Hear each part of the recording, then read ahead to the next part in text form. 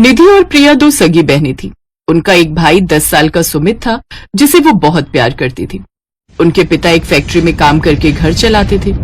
निधि और प्रिया दोनों बहनें बड़ी हुई तो मनोहर को उनकी शादी की चिंता सताने लगी। कुछ समय बाद उन दोनों के लिए एक ही घर का रिश्ता आया। जो परिवार आ रहा था वो दो फैमिली थी, अर्जुन और विजय की। विजय के माता पिता का देहांत काफी साल पहले हो गया था। तब से उसके ताऊजी ने ही उसे पाल पोस कर बड़ा किया था और दोनों बच्चों के बीच में कोई नाइंसाफी न हो जाए, इसलिए उन्होंने ऐसा घर चुना जहां से वो दो मध्यम वर्गीय परिवार की लड़कियों को ही अपनी बहू बनाए। अच्छा है दीदी, अब तुम दोनों की शादी हो जाएगी तो मैं आराम से अकेले एक कमरे में रहूंगा। रुक तू, अभी बताती हूँ तुझे। इसी तरह उन दोनों भाई बहनों के बीच नोकझोंक चलती रहती है। फिर लड़के वाले आ जाते हैं और देखने दिखाने की रस्म के बाद निधि और अर्जुन और प्रिया और विजय का रिश्ता तय हो जाता है। कुछ समय बाद दोनों बहनें ब्याह कर ससुराल आ जाती हैं। अर्जुन खुद का कपड़ों का काम शुरू करता है और विजय एक छोटी कंपनी में नौकरी करके ही खुश था। धीरे धीरे अर्जुन की मेहनत रंग लाती है और उसका व्यापार बहुत अच्छा चलने लगता है और वो अमीर बन जाते हैं।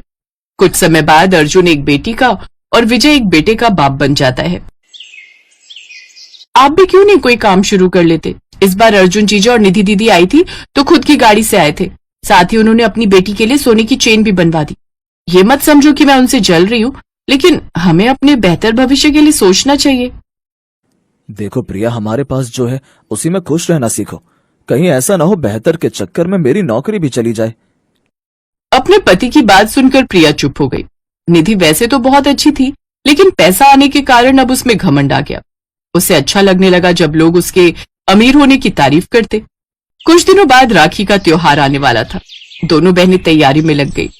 ऐसे ही राखी वाले दिन निधि अपनी कार से मायके पहुंची, जबकि बस के इंतजार में प्रिया लेट आई। घर में सुमित और उसकी मां आशा थी। निधि के आते ही उसकी मां खूब सारा सामान टेबल पर सजा देती है।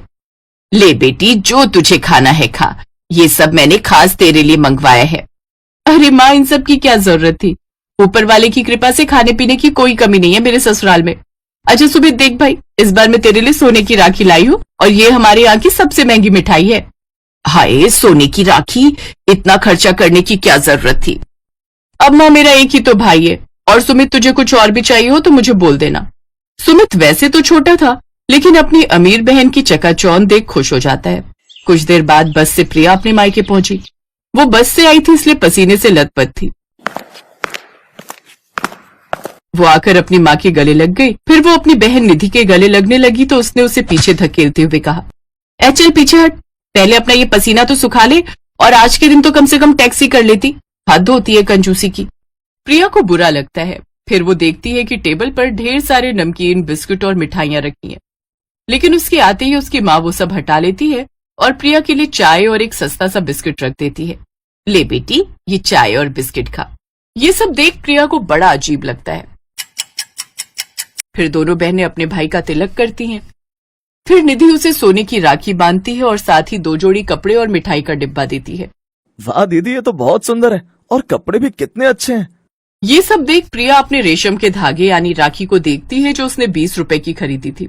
फिर वो चोर नजर से अपनी माँ और भाई को देखती है तो वो लगातार उस सोने की राखी को ही देख रहे थे। फिर शर्म से नजरें झुकाए प्रिया अपने भाई को रेशम के धागे की राखी और आधा किलो मिठाई का डब्बा देती है। फिर निधि की बेटी प्रिया के बेटे को चांदी की राखी बांधती है तो प्रिया उसे एक फ्रॉक और 100 रुपए देती है, जिसे निधि पलटकर कई बार देखती है। कहीं न कहीं अब त्योहारों में भी अमीरी गरीबी का रंग चढ़ चुका है। आज ये बात मुझे अच्छे से समझ आ गई। शाम को उनके पिताजी भी अपनी बहन से राखी बंधवाकर लौट आते हैं। उस रात भी आशा अपनी अमीर बेटी को खाने में घी की चुपड़ी हुई रोटियां और खूब सारी सब्जी, गुड़ मलाई खाने को देती है, जबकि प्रिया को सिर्फ सब्जी और बिना घी की रोटियां ही देती है। फिर रात को, निधि बेटी, तू और तेरी पिंकी इस बेड पर सो जाना, और प्रिया तू और बंटू यहाँ जमीन पर बिछे इस गद्दे पर सो जाना। मनोहर ये सब चुपचाप देख रहा था, लेकिन उस वक्त वो चुप रहा। ऐसे ही अगले दिन दोनों बहनें वापस अपने ससुराल जाने की तैयारी करती हैं। तो विदाई के वक्त आशा निधि को कपड़े और 1100 रुपए देती है। ये ले निधि, ये महंगी साड़ी, ये फ्रॉक पिंकी के लिए और ये 1100 सगुन। तू तो वैसे इतना कुछ लाई थी, और प्रिया ये साड़ी और 100 रुपए तेरे लिए। निधि ये सब देखकर बड़ा गर्व महसूस कर रही थी कि कैसे उसकी अमीरी के कारण उसे इज्जत दी जा रही है, लेकिन ये सब देखकर मनोहर बहुत गुस्सा हुआ।